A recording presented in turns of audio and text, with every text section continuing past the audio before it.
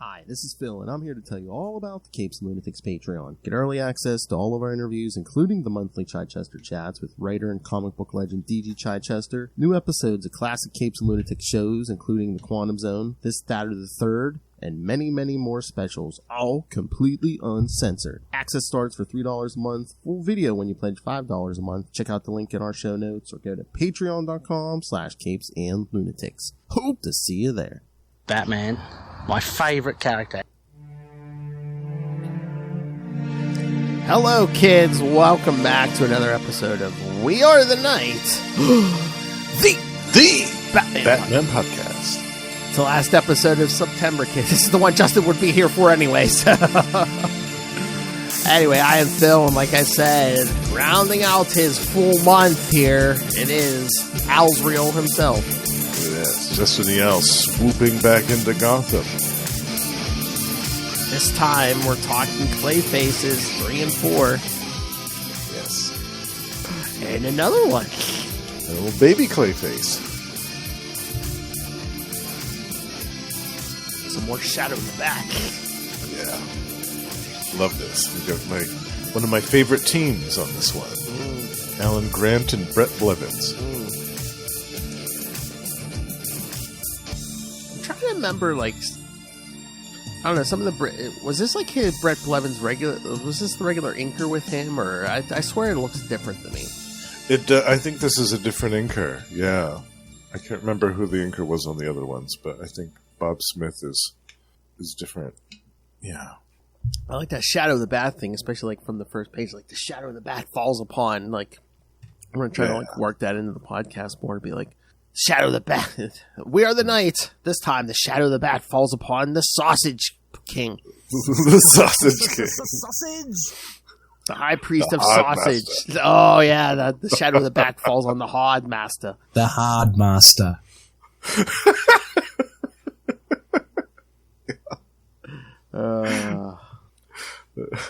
Gobble, gobble. The Shadow of the Bat falls on the King of the Spider Babies. The Spider Babies. Not the Spider Babies. Kick them right in the Spider Babies. Couple of balls down the gob.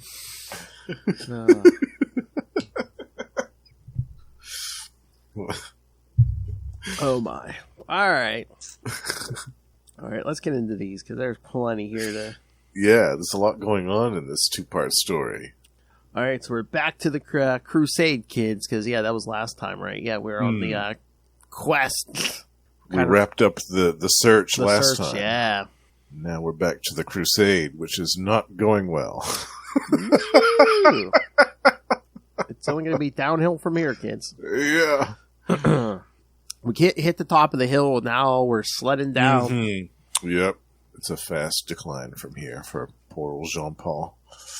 All right. Yep. So Batman Shadow of the Bat number 26 from April 1994. Creatures of Clay, Diary of a Lover.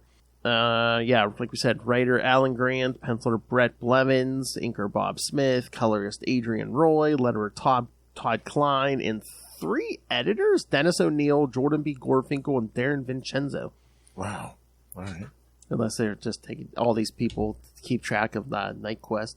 Yeah, they probably had a team of editors working around the clock on Knightquest. Which, again, it's 4 there's like, well, sometimes Legends of the Dark Knight fits in here, but I mean, there's at least 3 current continuity books, yeah. And guest appearances galore. Mm-hmm. Yeah.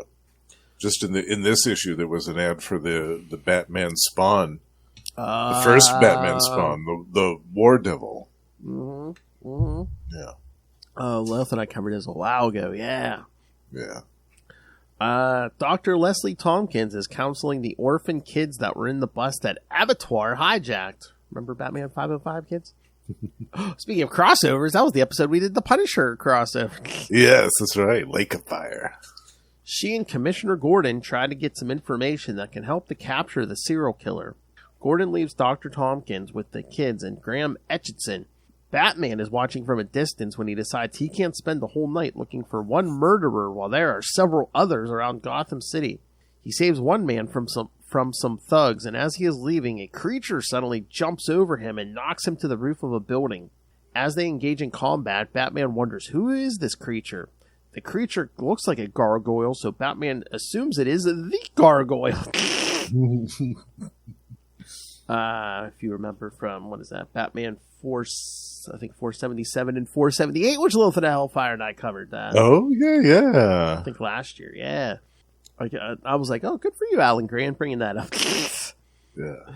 But then the creature morphs, revealing herself, her true self, Lady Clay.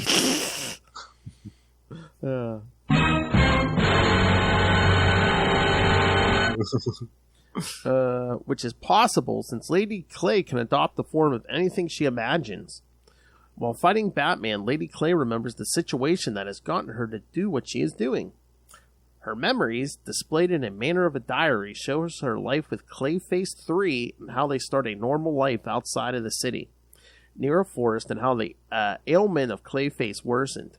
His pain would only stop by touching someone and transmitting the contagion to that person and killing them in the process.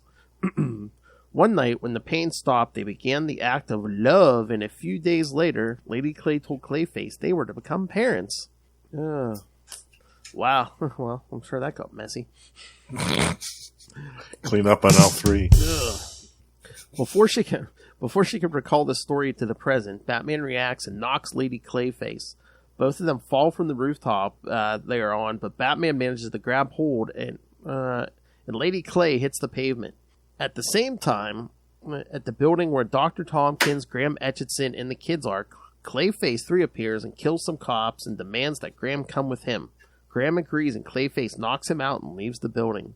Batman reaches the roof to watch the mass of clay on the street, and just as he is leaving, a piece of clay grabs his leg, then another grabs his arms and his body, and after some struggles, Batman is completely trapped in the grip of a giant clay snake. All right, thoughts? Love this one. Love the artwork in this one. I love the story. I mean, I'm a big fan, obviously, of Clayface 3. Mm-hmm. Preston Payne's my favorite. But I really love all the Clayfaces, really. Oh, yeah. All of them. I think they're great. And that Mudpack story was one of the first that kind of really got me into Batman comics. So it has a kind of a sentimental pull for me there as well, with the character. Yeah. But I also remember that great Secret Origin story where it had the origins for all of the Clayfaces in it. And that kind of gave me a new perspective onto Lady Clayface, Clayface 4, her backstory with Cobra and all that stuff. So I love all these characters. I think that they're really cool. And the fact that they were kind of trying to make it on their own out in this cave, kind of doing their own thing. But the fact that remained that Preston Payne still has this horrible condition. Mm-hmm. And the only way that he can get any type of relief from it is to kill people. It's a difficult situation that they find themselves in. It's a hard way to get around it. So it is because they want to turn their lives around, but at the same time, they're just faced with this difficult challenge. So, as we'll see in the next issue, things are even more complicated. Yeah. But yeah, I loved it. I love the fact that we saw Preston Payne back, melting people's faces off again, turning them into big puddles of protoplasmic goo. I even liked the sequence in the very beginning of the issue with the kids recounting to Leslie Tompkins their harrowing experience at the hands of Abattoir. And some of them were drawing like these little doodles of Batman and all this other stuff. I thought that was a cute little touch too. Yeah, and again, it just reminds me, it's like we never see any interaction between Jean Paul and Leslie Tompkins, which would have been funny, be like, yeah, just seeing her go, and you know what, I barely tolerated Bruce Wayne's Batman thing. She's like, it would be funny just her getting in his face and be like, get out. Yeah, she would have totally given Jean Paul the business. Absolutely. With those claws and that armor. No, I barely tolerated Bruce Wayne when he did it. No, not you. Yeah. But no, yeah, the whole thing with Clayface 3 and 4, he even tells her at one point, he's like, you should just leave me. Because, he's like, I feel like you're jailer because you can actually like morph your appearance into like a normal person. And, you could actually go have like a normal life. Right. Yeah. And she feels genuinely bad for him. I mean, she loves him, obviously. That's true. She wants to do something to help him, but yeah. Her fight with Jean-Paul was really great too. On the when she attacks him as the gargoyle, and they have kind of that midair fight. And she falls, and it kind of looks like she falls to her death. But apparently, Jean-Paul hasn't read the files on Clayface, because if he had, he would have realized, yeah, that's not going to kill her. I mean, I guess she wasn't hot enough. He's read the Catwoman file over and over and over. Yeah, he spent the extra time reading that one. I wonder if my wrist is ready for that. Yeah, that's just it. He made it as far as to C, to Catwoman. CA, but he didn't make it to CL. He didn't make it to CL. Yeah, he got hung up right there. Yeah. Well, I mean, that Catwoman file takes a while to read when you can only read it like 5 minutes at a time.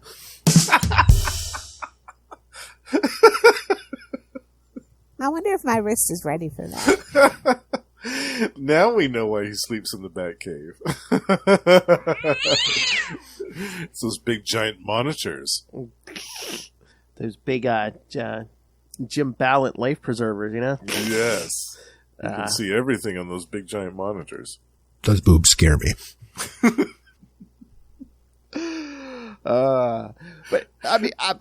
Clayface 3 and 4 like love each other, because even when they're about to make love, she's like I have no illusions about what I look like. She's like, who do you want me to look like? And he's like, no, I just want you to look like yourself. I love that. Yeah. And even after he kills that dude, like, she wakes up and he's gone, and she finds him like down in this road. He's pulled some poor dude out of his car. I know. Some random dude just driving in the middle of the night. He's like, oh, I'm sorry, I don't, he's like, I don't want to do this, but it's you or me, it's still murder, but he's just like, I don't want to do this. I don't want to do this. Then she asks him, what about the pain? Is it gone after he kills that guy? And Preston says, yes, it's gone. And so then that changes something in her outlook about the whole thing. So yeah, it's really good. It's a very complex story here that we have. Oh yeah, with these two. Yeah. He's reading all these books on uncommon blood diseases, and there's no cure. There's nothing that nothing that could help him. Yeah, because this worked out perfectly, timing, kids. Because yes, the next 2 episodes, Lilith and I are going to be doing 2 episodes on the Clayfaces. So I was going to say, the second episode, we're going to do Clayface 3 and 4. So if you want to send in feedback, just Justin or... Absolutely, yeah. I was going to say you're free to join us, but I have no idea when we're going to do it yet. So. Okay. Well, I'll try to join it if I can. Yeah, that'd be fun. It's been a while since all 3 of us have talked about Batman. And, the episode after that will be at 150 when we do, Mask of the Phantasm. Because I know you wanted to do that too. Yeah. So, yeah. Oh, that's coming right up, isn't it? Oh, yeah. I'm excited. The 2 Clayface episodes and that, yeah. Nice. But yeah, the Clayfaces seem reluctant to carry out what they're doing, and there's a reason for that, kids. Yeah. And towards the end of this issue, I thought it was great when Preston Payne breaks in, and he even gets in Leslie Tompkins' face. Yeah. And is just about to give her the deadly touch. Well, she jumps in front of Graham, and he's like, "Don't be stupid, Leslie." He's like, "I'll go with him. He's gonna melt you like he melted those cops." Right. Now, Graham Etchison, I know that he's obviously related to Abattoir and all this, but did he appear before that? Has he been a recurring character, like off and on? Before Batman 505, no. No? Okay. Yeah, no. I couldn't remember if he had popped up anywhere before that. Yeah, because I think it was Abattoir's first appearance, I think it was the first one. Graham's father, that's the original story with the Abattoir was Graham's dad, released him from prison because he was running for public office, but he wanted his wife killed. So it was like, right. Well, here's the perfect scapegoat. Get the crazy cousin to kill her, and then I can come down hard on a Law and Order platform and stuff. Yeah, right. Yeah, I couldn't remember if there was any other appearances of Graham before that, because it seemed like he had been made up to be kind of like a supporting character in some capacity. Yeah, he's been showing up quite a few in the last couple months here, kids. I wonder what's going to happen to him. Oh, poor Graham. Yikes. But yeah, I mean, the art's not bad in the issue, but yeah, we're still getting those painted covers. Yeah. Oh, man. Yeah. Like I said before, I would love to have a book that's just reproductions of all these covers. Mm-hmm. Like a nice big one. One of those big scale books. I think that would be lovely. These covers are so gorgeous. I mean, heck, a lot of these could be posters and stuff. Yeah. Definitely. Yeah. Or like some of them, they put like a few on there for like an arc. Like the first 4 issues were an arc. Yeah, do like a poster with the first 4. Yeah, like a big triptych or something. Yeah. And also, I'm reading these floppies, and the paper that they used for Shadow of the Bat, I remember being really impressed by it because it makes the colors so. I don't want to say vibrant because that's not really the type of thing that you want for a Batman book, but the tone of them is just so perfect for this type of paper. Yeah, like the colors just really like popped like a little more and stuff. Yeah. Like it was a different like paper stock than they were using on Batman and the Detective. Yeah. Mm-hmm. Yeah. And I really liked that. I thought that was nice to have that for a Batman book, a kind of a different visual tone with this paper, bringing out these colors. And you can see too that they were starting to use the computer colors with the separations a lot more in this issue. And a lot of the ones in this era, 92, 93, 94 was when they really started getting into that stuff. That cover of 27 is nice also, but I mean, Abattoir is looking a little too good on that cover. It looks like a rock star or something on that cover. He does, yeah, he does. He looks like he should be strumming an acoustic guitar on stage somewhere, singing "Every Rose Has Its Thorn" or something. But I do like that Jean-Paul in the background, like swinging. Yes, swinging in with the moon right behind him. Yeah. Yeah. All right, should we get to the next one? Yeah, number 27. All right. So, Batman, Shadow of the Bat, number 27, May 1994. Creatures of Clay, Child's Clay. Same team. And Lady Clay has Batman in her grip. She has transformed into a giant clay snake and is about to break Batman when he is able to reach a panic button that he installed on his belt. The button activates a jolt of electricity on the Batsuit, powerful enough to knock out Lady Clay, and leaves Batman wondering what to do with her. I love it's like, oh yeah, shock and knocker. Yeah, it wasn't it just like, yeah, it's like a quick jolt of all the power he had in that suit, just like yeah, it exhausts it all into one big charge. Which they kind of an Iron Man suit. Yeah, which they kind of do later. That's like even after this. Like I remember when in some of the early issues of Nightwing's book, and I think Batman was doing it around that time too. It's like they put like a taser in their suit where it was good for like one massive jolt like that. Mm-hmm. So that's kind of smart too. Like if you're being attacked by a whole group of guys that are all beating on you, can just zap them all out. Oh yeah, or like Nightwing was fighting like Blockbuster. Yeah, he's like gave him like the zap. Yeah. Back in the building where Graham Etchison was kidnapped by Clayface 3, Commissioner Gordon and Leslie Tompkins are examining the crime scene. Officer Kitch examines the bodies and confirms the murders were committed by Preston Payne, aka Clayface 3, and sends word to all the units in the area to stay alert at any sight of the criminal. I love when Gordon's like, I was hoping we'd never see him again. That's psycho. Clayface is seen carrying Graham Etchison to a place known only to him. At that moment, Abattoir is in his hideout at some abandoned place with Clayface's son. Abattoir kidnapped the child when he escaped from Batman in their last encounter. To calm the child, Abattoir reads him some pages of Lady Clay's diary. In the diary are described the moments that the Clay family lived before and after the arrival of their baby.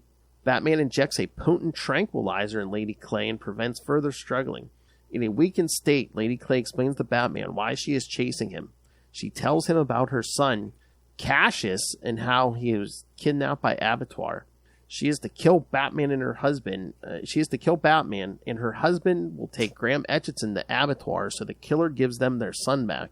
She passes out before telling Batman the complete directions to the place. Then They are to meet with Abattoir, and Batman sets out to find it. At the corner of Magenta and Vinto, the meeting point, Clayface arrives with Etchison. Abattoir descends to the street via the fire escape, leaving Cassius tied to a litter. He orders Clayface to place Etchison in the back seat of a car and to take his kid at the fire escape. Abattoir intends to leave in the car, but Clayface crushes the windshield with a trash can and grabs Abattoir to give him his lethal touch. Batman arrives just in time to stop Clayface from killing Abattoir. Batman and Clayface engage in a fight, and Abattoir escapes in the car, hitting Clayface and breaking his leg on the way. Batman starts to chase Abattoir, but stops to help Clayface. Cassius manages to untie himself and is about to jump off the fire escape, and Clayface is unable to reach him with a broken leg. As the kid is falling, Batman saves him.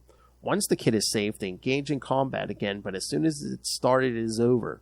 Batman sprays some gas on Clayface's face and leaves him unconscious until Star Labs staff arrive to take him into custody.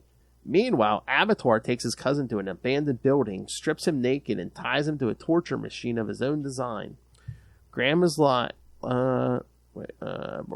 over hundreds of oversized nails, and above him are some weights that will be released every hour to increase the pressure of the body over the nails, giving the victim a slow but painful death. Abattoir watches as his cousin suffers and laughs maniacally.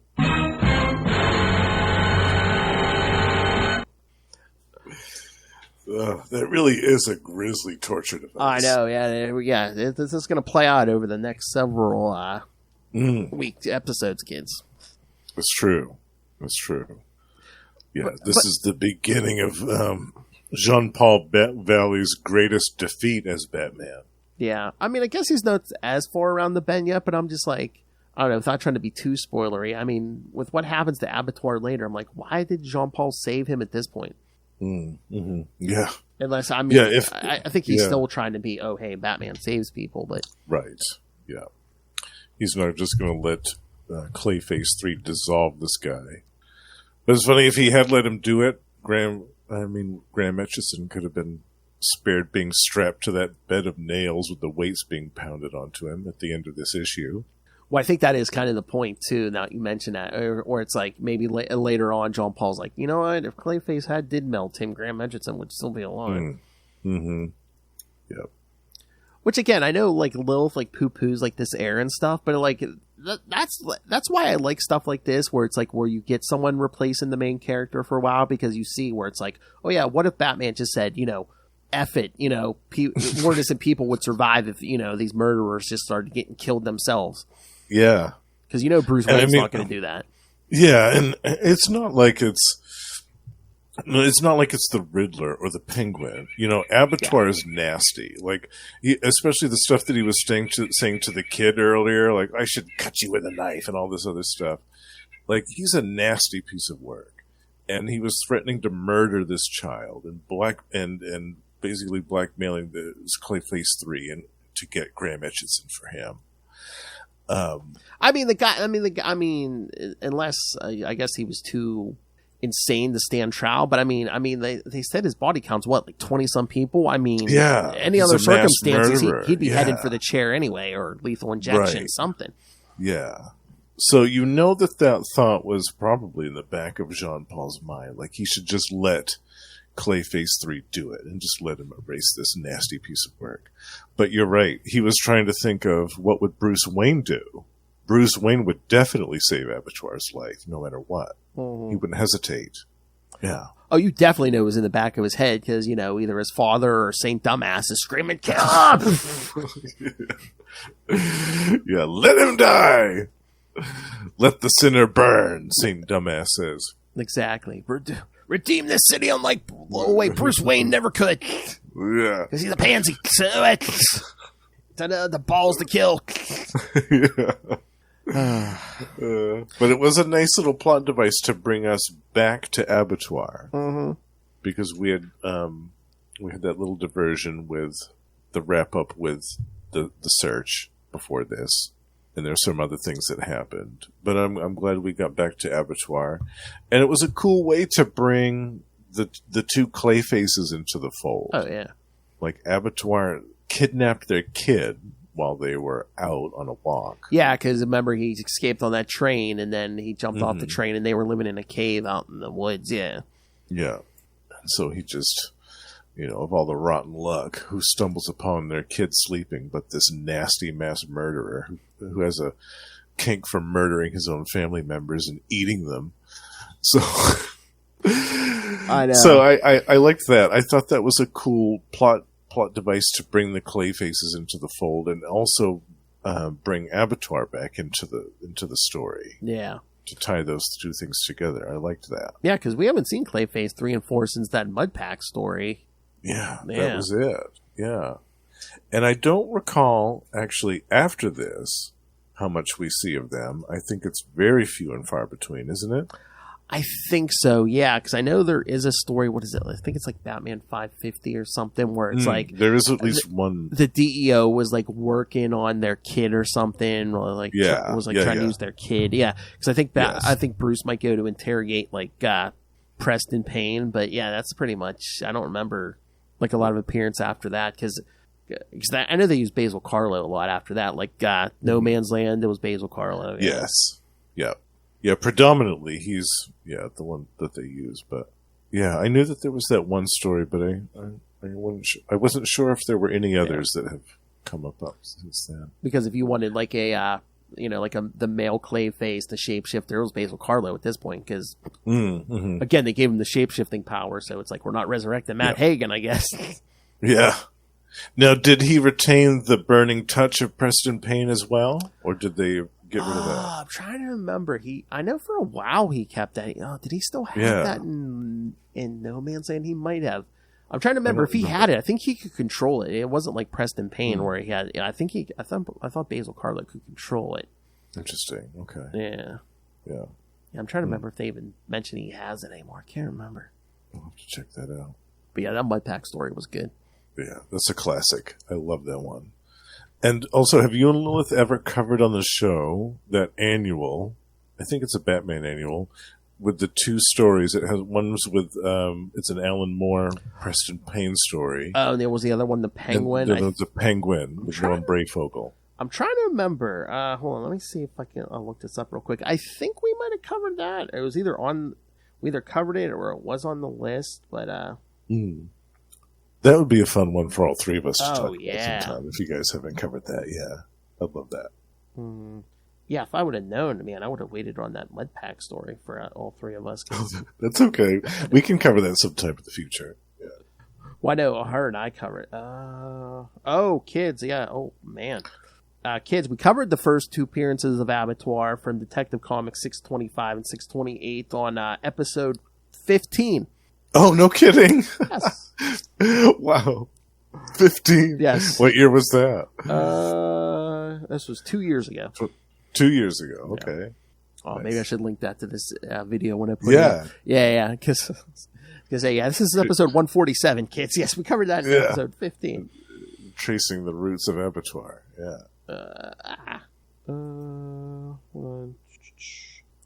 there's the episode I made Ray do, the idiot route. Yes, kids, Ray appeared on his favorite show. I love it. Oh, it was a Batman Annual number 11. I just looked it up. All right. Hold on, I'm just scrolling through here. Episode 23, I believe, was the origin of Where's the Joker Nuggets.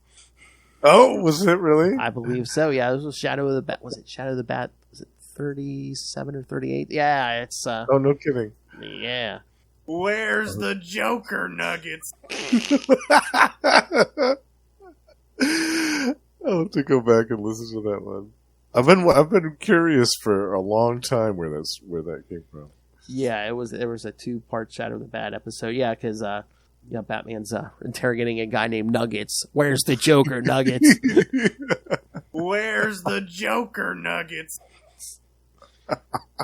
Can't hear. It's the best. Can't hear the comma in there, but it's in there.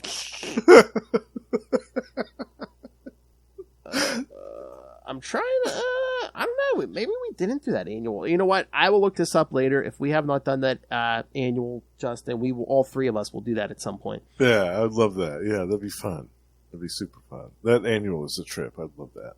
Yeah. Yeah, I could have sworn we did that, but maybe not.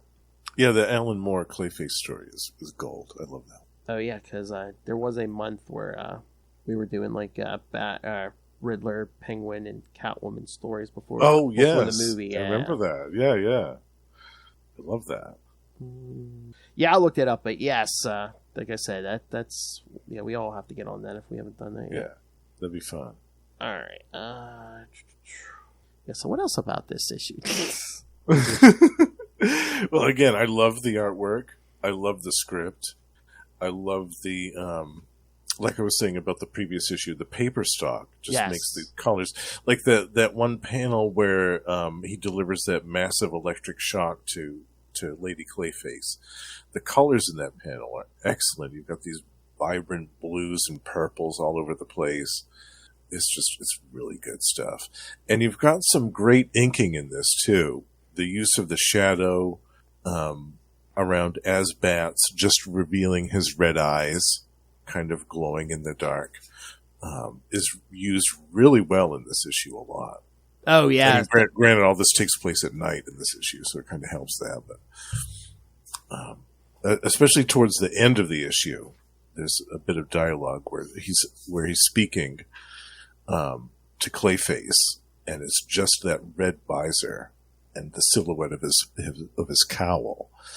And it's so striking. It's so cool. I love it.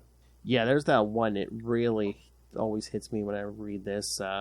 That one there, like that one. Yeah, that's one of the ones I was talking because about. the baby's laughing when Clayface 3 goes down, and he's like, "Yes, laugh now, child. The joke will wear off over the years. Almost inevitable that one day you'll end up facing me, just like your parents before you." Yeah, I like that. I love that panel. You just all you see is that one piece visor and that little zit, whatever that is on the head there. I wondered if that was like an infrared targeting thing for his gauntlet. Maybe, yeah, I don't know. The dart shooter gauntlet thing. Yeah. So I'm trying to remember. Did they ever say what that was for? Because that just seems so random to put. I mean, it's not like even there's one on each side. There's just like one above one eye. Yeah, it's kind of weird. Yeah. And then another panel, he says to Preston Payne, "I let a mass murderer go to save his life," Payne, referring to his son. Yeah. "You leave here in a police car or over my body." But yeah, I love the silhouettes, especially when the kid's pointing at him on that page, Yeah, it's really good. And the little sequence of tension building up where the boy, Cassius, is climbing up higher. He's trying to get free of the little bed thing that Abattoir is strapped into. Oh, yeah, because he's like, no, I can fly like mommy. Yeah, he's trying to grow the wings, but he can't sustain them. Yeah. Yeah. He's about to fall on those power lines. Yeah. Some power cables right underneath. Yeah, I really loved that. That was a nice little crescendo of tension towards the end of this issue. It was nice. For a while, you weren't sure if Asbat's was going to have an easy time against Clayface 3. Because with one swipe of his hand, he easily melts those darts. And obviously, if he touches Asbat's, even with his reinforced armor after his conflict with the Corrosive Man. Yeah, that sounds good. Yeah. You know that's still going to do some damage. I mean, just thinking about Clayface 4 and 3 and stuff, I'm like, I don't know, I think Jean-Paul seems to freak out a little when he's facing somebody with actual powers, like, the alien parasites, these two, the Corrosive Man. If it's just like a straight up, Tally Man or Mikros or the Joker, or even Mr. Freeze. Yeah. Somebody that's, a little weird, but not mutated, that doesn't have powers like this. Yeah.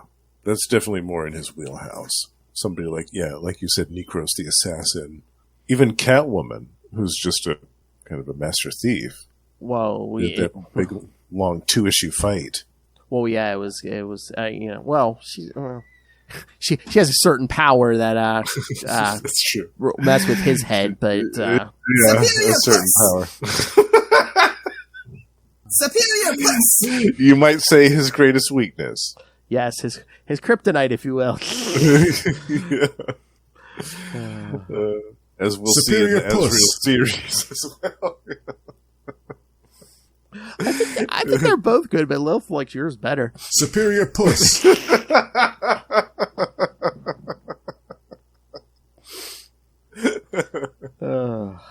Scream at!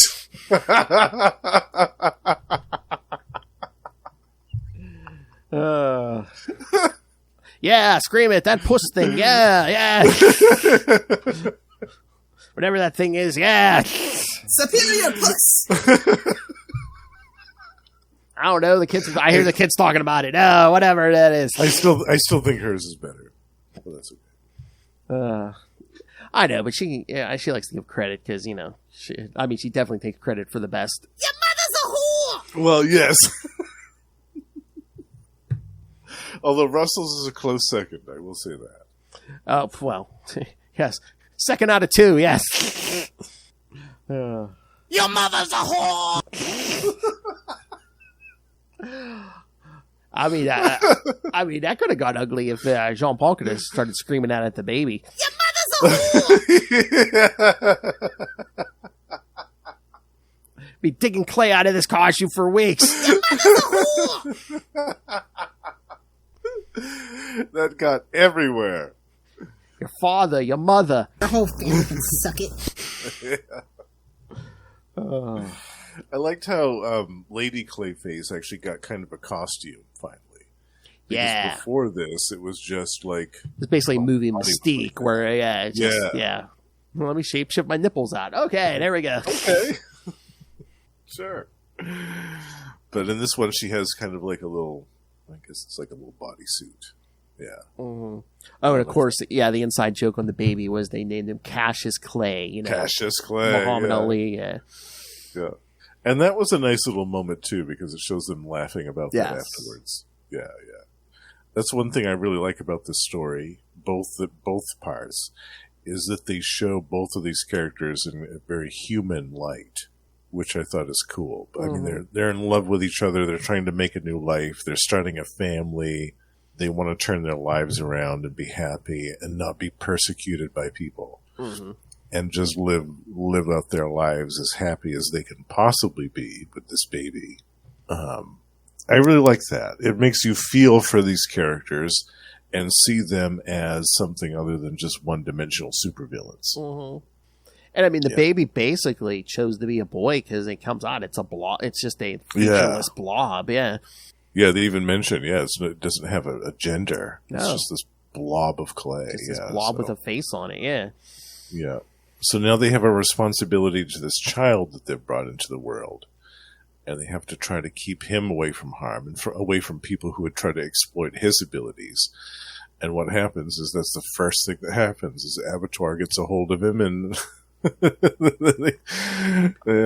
then we see what happens. So it's a there's a lot of tragic sides to this story. Oh yeah, I mean, it not even have to be Clayfaces. I mean, just imagine as a parent, your baby's been kidnapped by a serial killer, a serial mass murderer.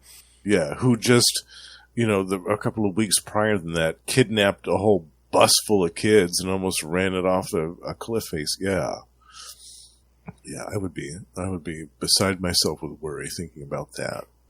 And then when you add to the equation the fact that the parents have powers, that also changes things considerably. You know what? I'm thinking. Go ahead. No, go ahead.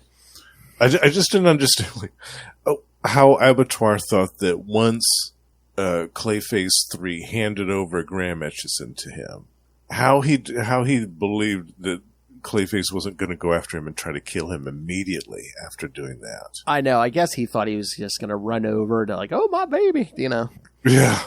But he just hollers out the window to Preston. He's like, your kid's up in the second floor or whatever. And then immediately Preston Payne goes after him. He's like, I'll kill you for what you did to my son. I don't understand how Abattoir thought that plan was going to work. Yeah, because Cassius would have been fine if he hadn't tried to get up himself and fly, because maybe it would have been more believable if he had put him on the edge of the roof and be like, well, you better get, you're going to come after me, or you better get up there, or that kid's going to fall off the roof. Yeah, you've only got this amount of time before that thing breaks and he falls. So you've got to do. Yeah, I thought that part was kind of dumb, but Other than that, yeah, it was pretty good. And I assume they put in the electrical lines because if he had just hit the ground, he probably would have survived because the mother survived after Right. hitting falling off the building and hitting the street. Yeah. But as we see from what the electricity did to the mom earlier in the issue. Oh, yeah. Yeah, that would be a much different story. I could have definitely killed that little kid. Oh, yeah. Yeah. Yeah, this was a great 2-part little story. I really liked this one. In the Knightquest, this is one of my favorite stories out of the whole Knightquest block of issues. Yeah, definitely. Both in terms of the writing and the art. Of course, I love anything that Brett Blevins does. But he draws a really good Clayface 3 and 4. And they look excellent in this issue. Yes. All right. Anything else? No, I think we covered pretty much everything. What do you think, Phil? Oh, yeah. No. Yeah. Again, these were good issues. It's just a kind of a concise, tight little story. Yeah. And I think it flows really well. It's literally driving Jean-Paul more insane that Abattoir's got away again. Yeah. Yeah, this is going to become a point of obsession for him over the next few issues that we'll see. Big time. All right. All right, so yeah, kids, next week, Lilith will be back already because that'll be the start of October. So, like I said, well, behind the scenes, yes, we already recorded. Yes, part 1 of our 2-part Clayface, yeah, where we talk Clayface 1 and 2, so got into some of the first stories of them. And then, yes, in 2 weeks, we'll get to Detective Comics 478 and 479, the first appearance of Preston Payne, and very nice. Outsiders 21 and 22, the first first appearance of Lady Clayface. So she was part of that team, right? It was a team that Cobra put together. Oh, it's been so long. I haven't reread those yet. I think so. Yeah. I know Cobra's involved with a K, kids. Yes. We don't want to get sued. Give a K. Yeah, it was some type of a team that. Yeah, I think so. That Cobra put together. Yeah, of super beings. Yeah. So yeah, and then after those two, it's going to be episode 150. So me, Lilith, and hopefully Justin are going to do I think we're going to might do a live watch of Batman: Mask of the Phantasm. Love it. Yes, my favorite live action animated. My favorite Batman movie, Mask of the Phantasm. Love it. Yeah, it's such a classic. It's like the anniversary, so put it back in theaters. Yeah, if they could do it for Jurassic Park, why can't you do it for Mask of the Phantasm? There's a bunch they've done it for. Come on. I know. Come on now. That would make money. I mean, there's so many Batman fans, especially of our age. Oh, yeah. Who remember this film and who also, like us, missed out on seeing it in the theater. Who would love the chance to see it. And it's animated. You might get some of these kids now to go see it, you know? Yeah, definitely. I mean, animation.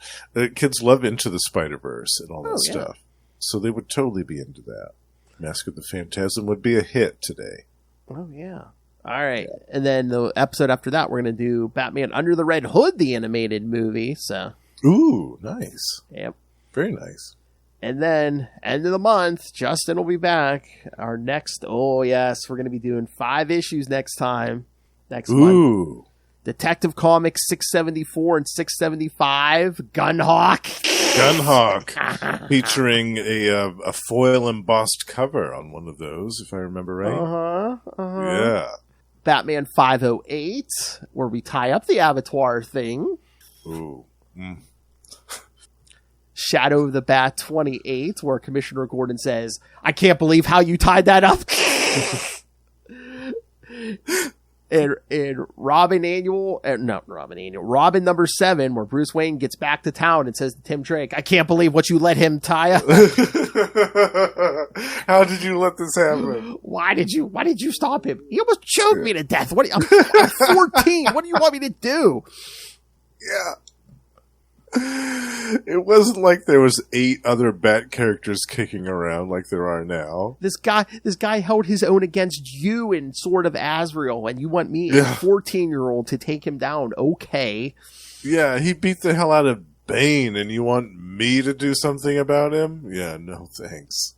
Yeah, you can call Superman to come in and clean up that mess. Oh, how funny that'd be.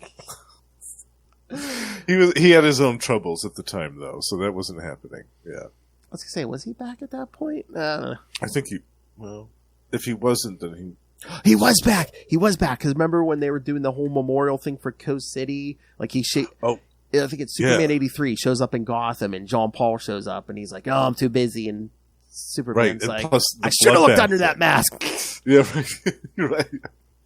Plus the bloodbath thing. He was back for that. Yeah, and that happened recently. He was fully back and mulleted. Yes. Fully mulleted for that. Yeah. All right. So, yes, kids. So, send us your thoughts.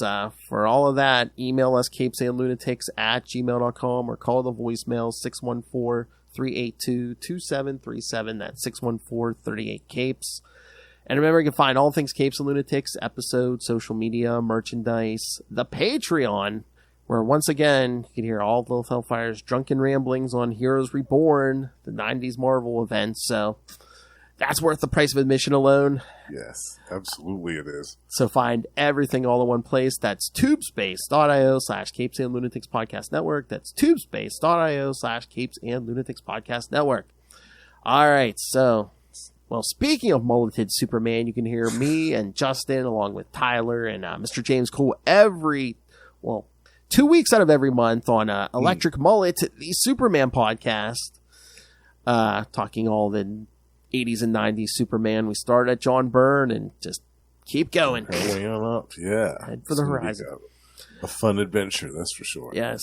And again, Justin, thank you for filling in all of this month of September. But it's been a great pleasure, as always. Usually Justin's here at the end of the last week of every month to talk our boy Jean Paul. But we also do Marvel Tales over on the other feed, where once a week we do a different Marvel story. So could be anything. And if that wasn't enough, the busiest man in podcasting does more shows. So Justin, tell them where they can find us. That's right. I have 3 other shows you can find me on. Gamma Charge, the strongest podcast there is, where Russell and I speak about Marvel's Incredible Hulk and Sensational She-Hulk twice a month. We also have a Patreon on there, so check that out if you'd like. We are also joined by our friends Sparky and Ray on Predator and Prey, the Yautja podcast. It's the only one as far as I know, where we talk about everything to do with Fox's Predator in comic books, action figures, movies, and more. And last but certainly not least, Russell and I have resurrected from the abyss, gone the form of man, the Etrigan podcast, where twice a month we talk about DC's Demon, going all the way back to his original series 50 years ago in 1973. And we're going to work our way all the way up to his more recent appearances. It's going to take us quite a while because he's been around for quite a while. But that one is a lot of fun. And the first episode of that should be out now. And last but not least, The Lost Library of Legends. Yeah, you know the drill. It'll be out. Scream at!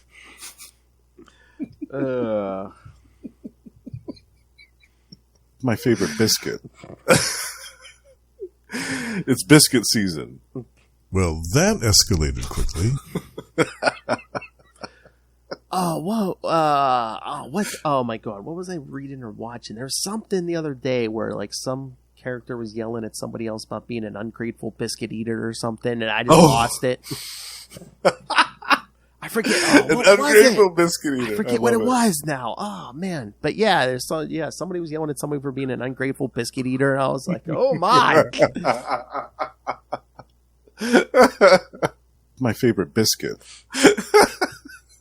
Well, I'm never that ungrateful. Escalated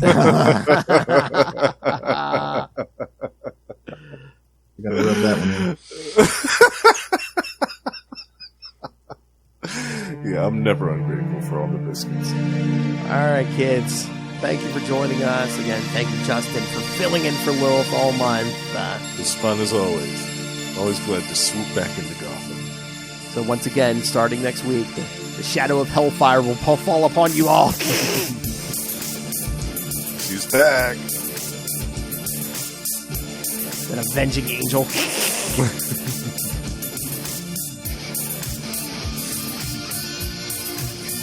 Oh, I'm excited for Mask of the Phantasm. Yes. That's what's big. Yeah. not with a flaming sword, but you know what she keeps saying she wants? She wants a bazooka, like a rocket launcher. Yeah. Do the Chuck Norris method from Invasion USA. Like if I get her a fight, if you're ever up here and I knew where the rent wanted, right? You want all right, kids, come back next time. Remember, join us same bat time, Same bat channel. Where are the night?